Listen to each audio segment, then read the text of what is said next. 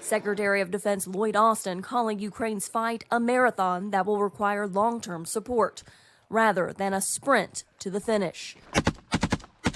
In the first week of Ukraine's new counteroffensive, blown-up Russian tanks lined the roads into a liberated village, as Russia showed off damaged Ukrainian armored vehicles provided by the United States. Will continue to be battle damage.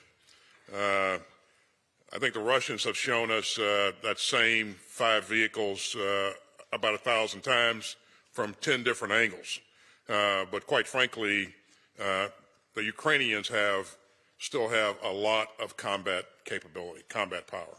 NATO Secretary General Jens Stoltenberg praised Ukrainians for their bravery this week in liberating several small areas of occupied land. The support NATO allies have been giving to Ukraine now for many, many months actually makes a difference on the battlefield as we speak. Several members of the Ukrainian Defense Contact Group pledged new munitions for Ukraine's air defenses to help shield civilians from Russian missile attacks.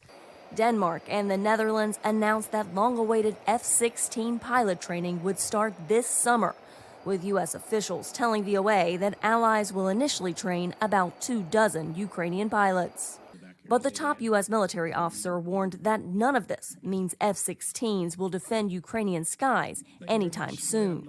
There's a lot of work to do. You have to do language training, you have to do pilot training. You've got to get all the systems set in place. So those wheels are in motion, but we're a ways from completion of that project. Defense analysts praised European nations for pushing for Ukraine to get Western fighters, especially in the medium to long term, as Ukraine's Russian-made fighters are destroyed and aged out.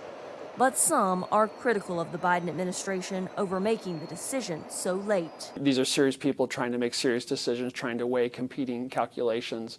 But when you do that, obviously valuable time is lost and you literally have people dying on the battlefield. Ukrainian leaders are hoping to keep the pressure on Russian forces, who have spent the past several months strengthening their defenses. Carla Babb, VOA News, NATO.